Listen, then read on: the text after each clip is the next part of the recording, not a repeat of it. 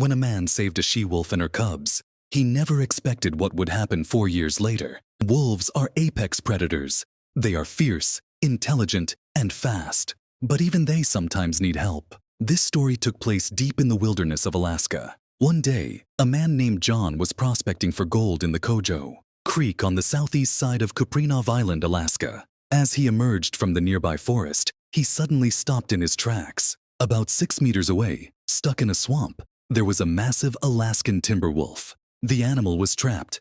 The trap, John realized, belonged to one of his friends, George, who had passed away the previous week from a heart attack. If John hadn't ventured out that day, the wolf would have likely perished. John cautiously approached, hoping to help the animal. Confused and frightened by his presence, the wolf backed away, pulling against the chain of the trap in an attempt to free herself. That's when John noticed something crucial. The wolf was female and nursing. This meant somewhere on the island, a den full of hungry cubs was waiting for their mother. John stopped, trying not to frighten her further. Upon closer inspection, he guessed she hadn't been trapped long, likely just a few days. That was a good sign. It meant her cubs were probably still alive. With pups to care for, she wouldn't have strayed far from her den, so they couldn't be more than a few kilometers away. John now faced a dilemma. He had to free her so she could return to her cubs. However, he worried that once freed, the she-wolf might turn aggressive and attack him in an effort to protect her young. Fearing for his safety, John devised another plan. He decided to find her cubs and bring them to her. He began searching for tracks or signs that might lead him to the den until he found paw prints in patches of snow around the swamp's edge. John followed the tracks, which led him nearly a kilometer through the forest and then down a rocky slope. Finally, at the base of a giant fir tree, he spotted the den. He approached cautiously, not wanting to scare the already timid cubs. Getting them out would be tricky. The area was silent, giving no indication if the pups were alive. John had to try and get their attention for his plan to work. He mimicked their mother's high-pitched call, but was met with no sound or movement. Undeterred, he called again. This time, 4 tiny pups emerged from the den's entrance. They approached John hesitantly, then began sucking on his fingers. They couldn't have been more than a few weeks old and were clearly starving. One by one, John placed them in a sack. With the cubs secured, he retraced his steps to the mother wolf. As John approached, the she-wolf quickly stood her ground, letting out a sharp whine as if she knew he had her cubs. John released the pups, and in moments, they were nursing eagerly. While the cubs were safe and sound, John still didn't know how to free their mother. Each time he tried to get closer, she growled, warning him to back off. Realizing he wouldn't be able to free her immediately, John decided to find food for the wolf to keep her strength up. He located a deer carcass and cut off a quarter of its leg. He knew that if he ever hoped to free her, he'd need to earn her trust. And food was the best way to do that. John set up a makeshift shelter near the wolf's location and soon fell asleep. The next morning, he was awakened by the wolf pups sniffing his face. It seemed he had earned their trust, but he still had a long way to go with their mother. Over the next few days, John divided his time between prospecting and attempting to help the wolf. He tossed her pieces of venison and played with her pups, hoping to show her he wasn't a threat. Each time he interacted with the animals, he moved a little closer to the trap. By the evening of the 5th day, John was delivering the daily venison when he noticed something encouraging. The mother wolf slightly wagged her tail. Thrilled by this sign of trust, John sat just a few meters away.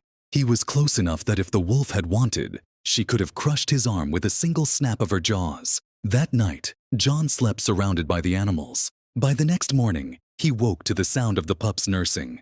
He carefully petted them as a greeting, and to his surprise, the mother neither growled nor moved away. Taking this as a good sign, John placed his hand on her trapped leg. She flinched, but didn't stop him. Finally, after days of building trust, John's efforts paid off. He examined the steel trap, noting that its jaws had only caught 2 of her toes. Though they were swollen and slightly cut, she wouldn't lose the limb. Relieved, John found the release latch and quickly pressed it. The wolf was finally free. John expected her to gather her pups and disappear into the forest. But what she did next stunned him. The she-wolf approached John slowly and began licking his hands and fingers. John was amazed.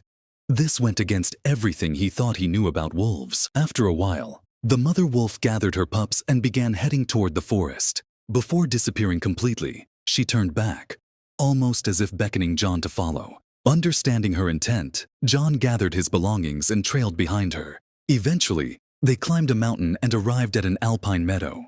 At the edge of the clearing, lurking in the shadows, was a wolf pack.